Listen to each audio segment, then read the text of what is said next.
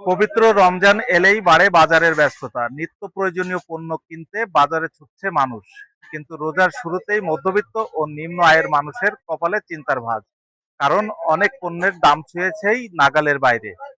২ সপ্তাহের ব্যবধানে লেবুর দাম বেড়েছে দ্বিগুণেরও বেশি। স্থানভেদে দেশি পেঁয়াজ বিক্রি হচ্ছে ৫২ থেকে ৭০ টাকায়। বেগুন, কাঁচামরিচ আর শসার দাম ছাড়িয়েছে শতকের ঘর। ছোলার মানভেদে বিক্রি হচ্ছে ৭০ থেকে ৯০ টাকায়।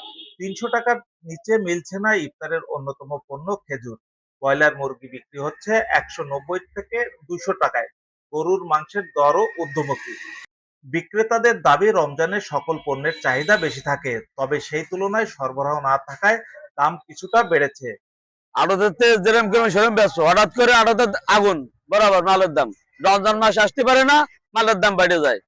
এই জন্য কেজিতে 20 টাকা করে দাম বাড়ে গেছে। ব্রয়লার মুরগির, সোনালী মুরগির দাম বাড়ছে 20-30 টাকা, লেয়ার মুরগির দাম বাড়ছে 15 টাকা, সব মুরগির দাম বাড়তি। অন্যদিকে ক্ষোভ প্রকাশ করে ক্রেতারা বাজার মনিটরিং এর দাবি জানান। এই যে মালের দাম বৃদ্ধি পায়, এটা তো স্বাভাবিকভাবে বৃদ্ধি পায় না। সাধারণ দোকানদারের তুলনায় আছে সিন্ডিকেট বেশি, এবং স্থানীয় প্রশাসন যদি কঠিনভাবে নজরদারি করে তাহলে এটা এইভাবে হওয়া সম্ভব না। দুঃখের বিষয়, আমাদের প্রত্যেকটা দ্রব্যের দাম বেড়ে যায়। এই জন্য আমি মনে করি রাষ্ট্র যারা পরিচালনা করে এদের অত্যন্ত গুরুত্বপূর্ণ ভূমিকা আছে। রমজানে নিত্য প্রয়োজনীয় পণ্যের মূল্য স্থিতিশীল রাখতে জেলার প্রতিটি উপজেলায় মোবাইল কোর্ট পরিচালনা করে মনিটরিং করা হচ্ছে বলে জানান জেলা প্রশাসক।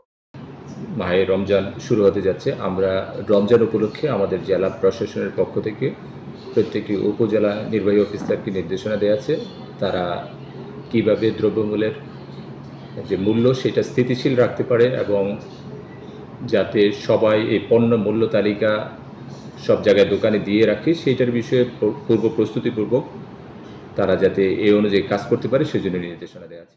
পবিত্র রমজান আত্মসংযম ও সহমর্মিতার মাস।